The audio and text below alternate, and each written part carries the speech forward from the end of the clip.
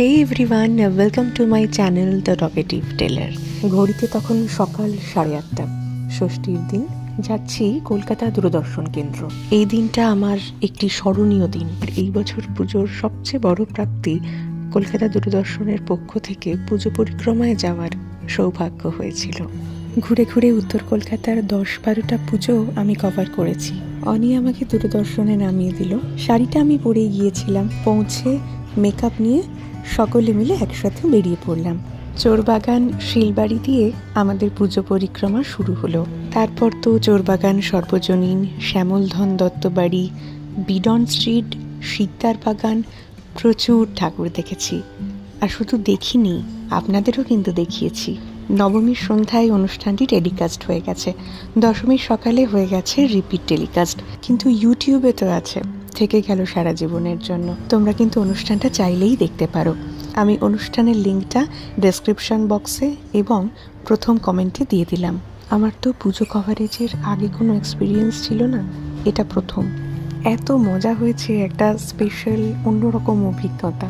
আর তেমন পরিশ্রম, ভারী শাড়ি, চওড়া মেকআপ, কনস্ট্যান্ট কথা বলে যাওয়া, তার উপর ওরকম বিভৎস গরম। কিন্তু একটা ভালো কাজের পিছনে তো খাটনি থাকেই, সেটা ভেবেই আমি গোটা দিনটাই মোটিভেটেড হয়েছি। আর এই সব কিছু সম্ভব হয়েছে অনির্বাণদার জন্য।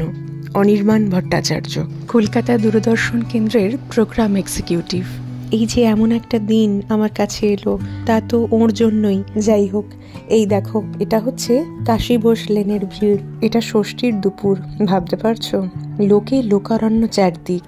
সেদিন আমার পরিচিত অনেকের সঙ্গে দেখা হয়েছিল জানো, মানে বন্ধু বান্ধব, আত্মীয়, তাদের সঙ্গে ওই একটু কয়েক সেকেন্ডের হাসি, টুকটাক কথা। তারপর আমি আমার কাজে, আর ওরা ঠাকুর দেখতে চলে গেল।